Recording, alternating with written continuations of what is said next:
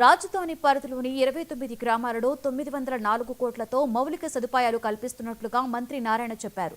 CRDA సమావేశంలో తీసుకున్న నిర్ణయాలను ఆయన వెల్లడించారు. రోడ్ల నిర్మాణానికి 339 కోట్లు కేటాయిస్తున్నామని, పనులకు త్వరలోనే టెండర్లు పిలుస్తామని చెప్పారు.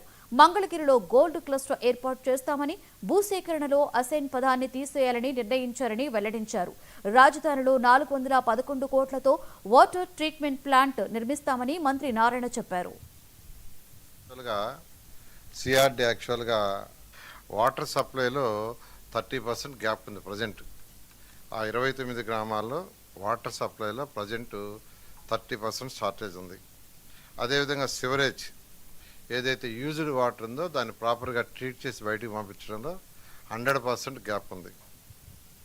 అదేవిధంగా రోడ్స్లో 40% రోడ్స్ గ్యాప్ ఉంది. అదేవిధంగా స్ట్రీట్ లైట్లో ఒక 10% గ్యాప్ ఉంది. వీటన్నిటిని కూడా యాక్చువల్గా సిఆర్డీ యాక్చువల్గా స్టడీ చేయించింది. స్టడీ చేసి ఎస్టిమేషన్స్ కూడా చేసింది.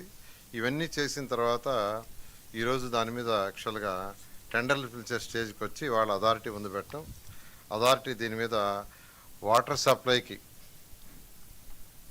ఈ యొక్క క్యాపిటల్ సిటీలో ఉండే గ్రామ కంఠాలు ఏదైతే విలేజెస్ ఉన్నాయో విలేజెస్లో వాటర్ సప్లైకి 64.35 కోట్లు, సివరేజ్ అంటే యూజ్డ్ వాటర్ని ట్రీట్ చేసి బయటికి పంపించడానికి 110.72 కోట్లు, అదేవిధంగా రోడ్స్కి 339.04 క్రోర్స్, స్ట్రీట్ లైట్స్కి 12.25 కోట్లు, తర్వాత మిగిలింది మెయింటెనెన్స్, ఆపరేషన్ మెయింటెనెన్స్ 7 years అంటే వాటన్నిటిని ఎవరైతే కాంట్రాక్ట్లు చేస్తారో 7 సంవత్సరాలు వాళ్ళు మెయింటైన్ చేసే దానికి ట్యాక్సెస్కి మొత్తం కలిసి 904 కోట్ల రూపాయలతో ఈరోజు అథారిటీ శాంక్షన్ చేసింది.